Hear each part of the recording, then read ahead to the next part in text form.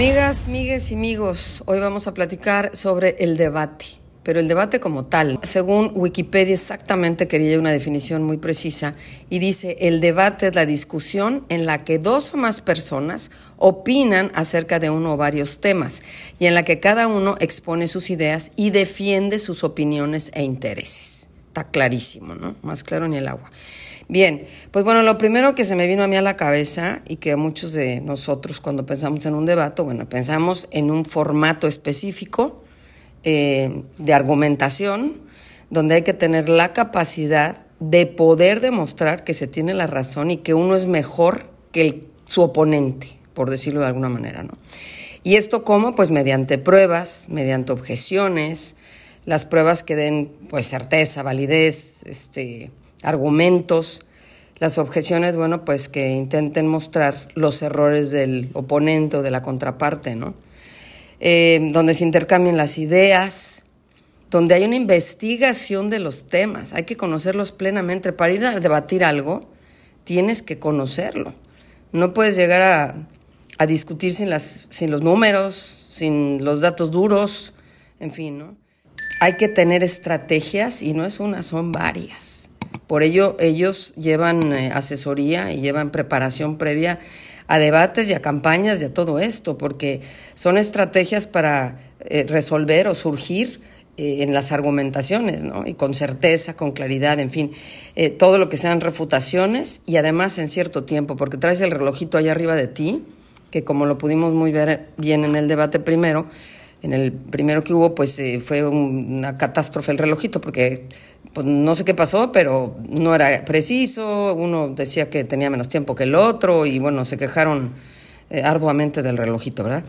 Encontré, fíjense, unas reglas, que son 8 muy rápidas, que son las profesionales, digamos, para tomar en cuenta dentro de un debate. Tienen que ver claramente con lo que les estaba yo mencionando, ¿no? Uno es ser breve y concreto al hablar. 2, no subestimar al otro, o sea, no pensar que tu oponente es menso o que no entiende o que está tontito, ¿verdad?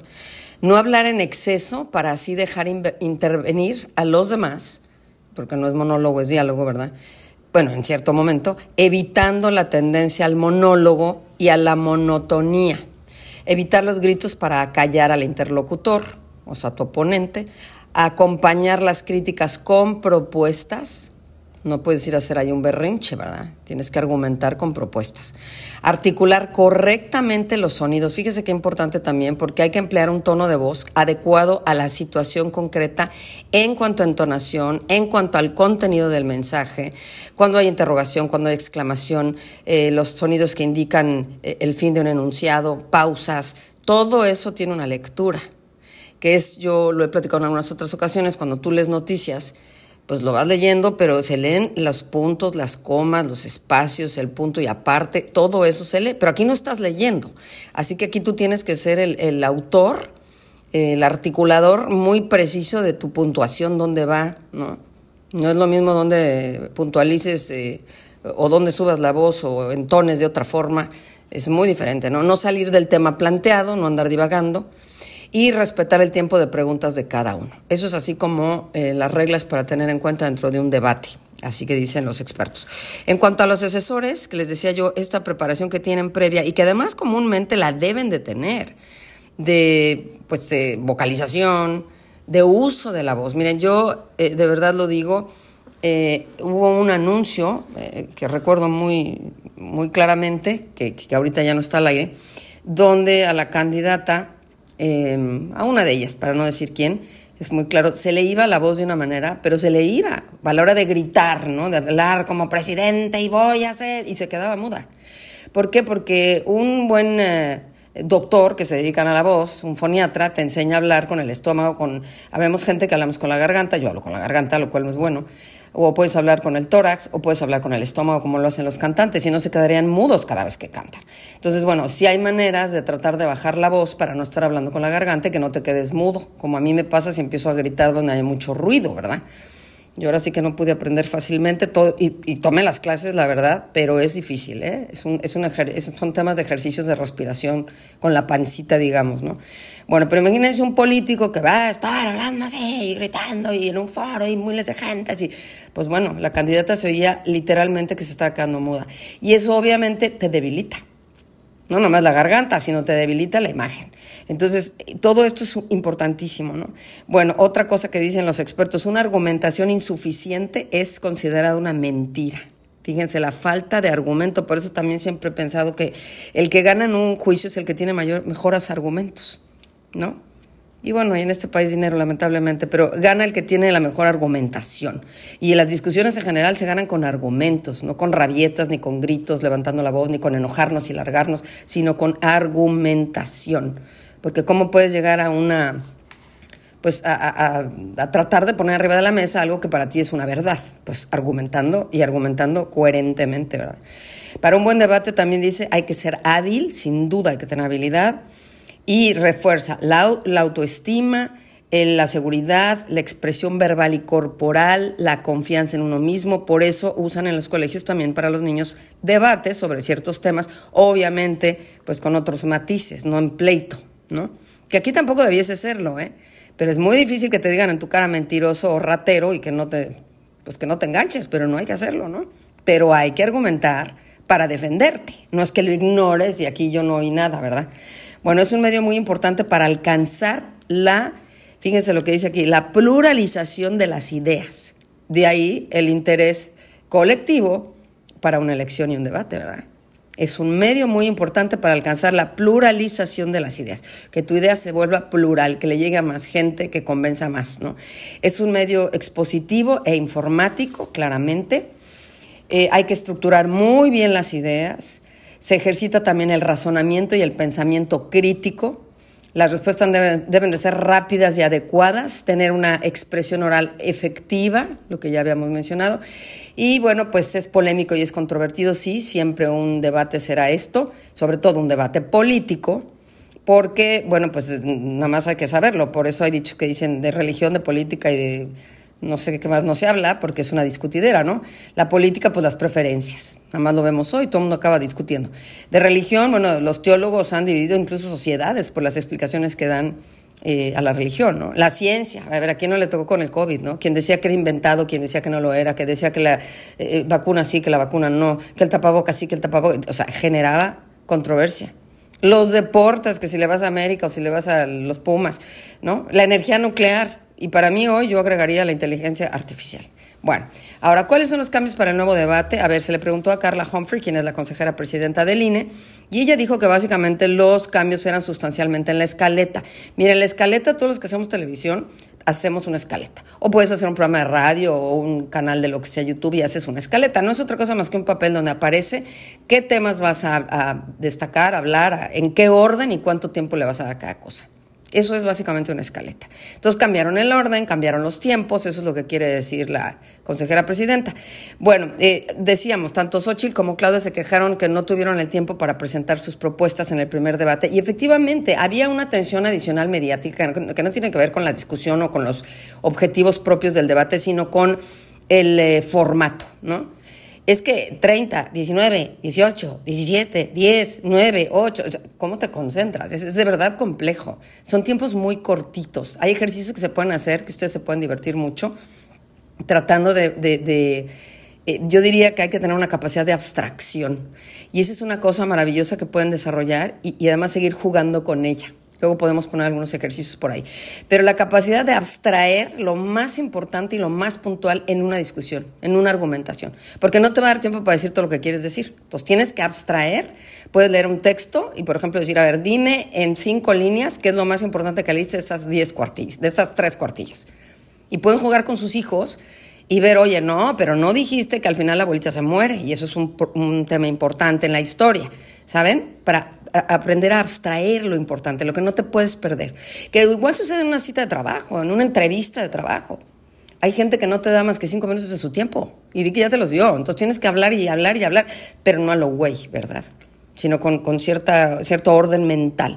Bueno, en este debate segundo, los temas son crecimiento económico, empleo e inflación, cambio climático, infraestructura y desarrollo y pobreza y desigualdad.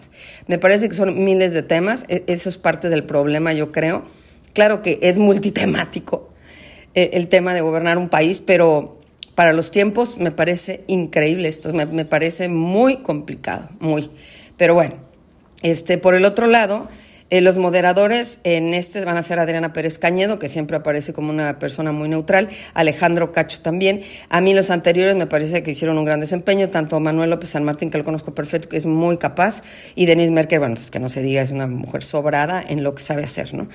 Y luego, bueno, van a poder hacer preguntas generales los moderadores para propiciar el diálogo y que no se interrumpan. Bueno, decía, sin interrumpirse. Obviamente a veces será inevitable, ¿no? Otra cosa importante, las preguntas ciudadanas ya van a ser van a ser en video, van a ser a cuadro. Tú vas a poder ver a la persona que te lo está preguntando. Y vienen otras cosas. Miren, los 3 formatos, decía la consejera presidenta, son diferentes. Yo no entiendo por qué 3 diferentes formatos. Bueno, la respuesta para mí sería, lo que pasa es que México está muy en pañales en cuanto a debate se refiere. Ciertamente llevamos muy pocos años haciéndolo, no como otros países, y estamos todavía en eso muy desorganizados, claramente. Y pues tampoco puede ser muy flexible porque tienes que darle los mismos tiempos a todos. Sin embargo, sí es un formato muy complicado. Yo lo sigo viendo complicado, pero bueno, están haciendo que funcione. El primer debate tuvo 3 bloques, este segundo va a tener 4.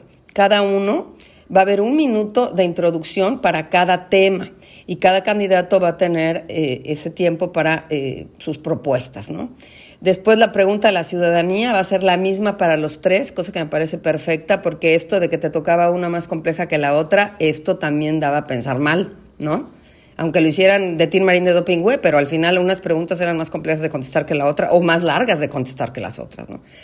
Y bueno, también va a haber una parte con 5 minutos donde van a debatir todos, cada tema, entre todos, para generar esta discusión y este cambio de ideas, ¿no?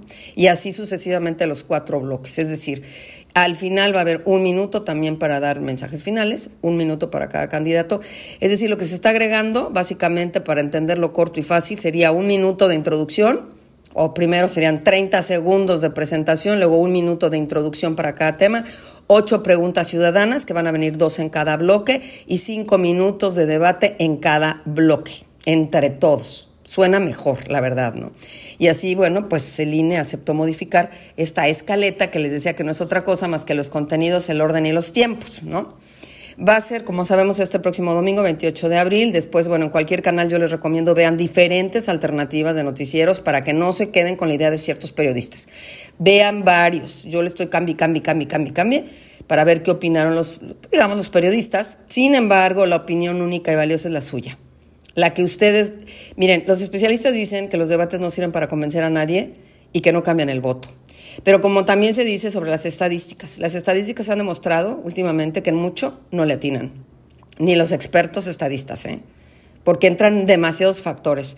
Ahorita se está hablando de que los que, bueno, leí un artículo muy interesante sobre que los que realmente iban a definir la votación en estas elecciones iba a ser el voto extranjero, o sea, de los mexicanos que viven fuera de México.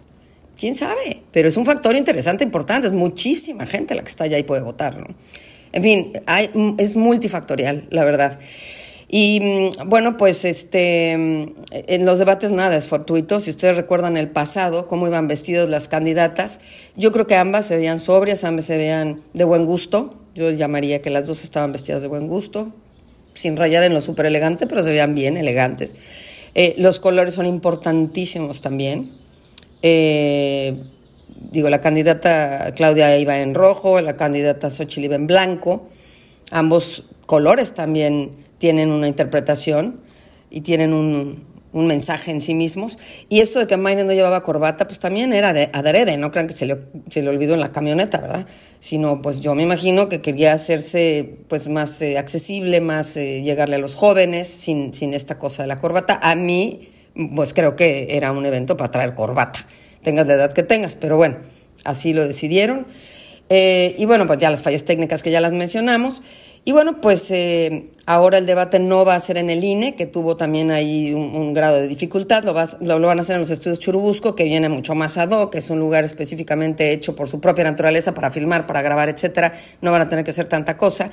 Y bueno, ojalá, yo lo único que digo para concretar sea un debate nutritivo, propositivo, que devele lo no visto de los candidatos. Lo que no escuchamos en cada clip que oímos cotidianamente en las noticias, en los noticieros, no. Yo creo que estar viendo un candidato con el factor sorpresa, porque habrá sorpresas de preguntas, habrá sorpresas de lo que le dice uno al otro y la capacidad de respuesta y de argumentación y todo esto que ya mencionamos, bueno, pues yo creo que podemos tener nosotros una lectura de esto, un instinto, una capacidad de discernimiento y decir, veo esto. Pero cada uno de nosotros, esta capacidad de observación que podemos tener cuando está el factor sorpresa y no está todo estudiado o no están leyendo un teleprompter, que es esto que viene apareciendo en las cámaras, ¿no? Como muchas veces los discursos vienen así, porque es un apoyo para el candidato, no quiere decir que no lo haya leído, pero no sale de su ronco pecho al momento, en este caso sí, ¿no? Y ¿por qué no?